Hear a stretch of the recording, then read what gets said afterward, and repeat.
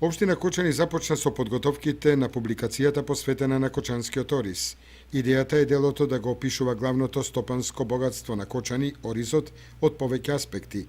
Целта е тоа да биде популарно за обичниот читател, а едновремено и добар репрезент на Кочани, истакнува градоначалникот Радко Димитровски на првичниот состанок со составувачите на делото.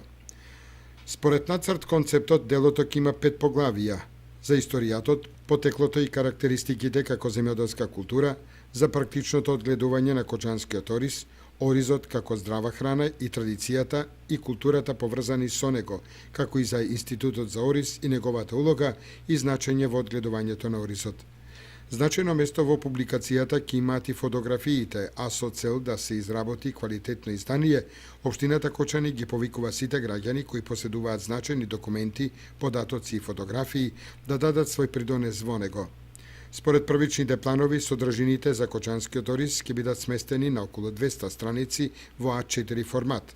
Во изработката на делото се вклучени професор доктор Даница Андреевска, професор доктор Добре Андов, Илинка Атанасова, Љубинка Ајтовска и Ванчо Петров.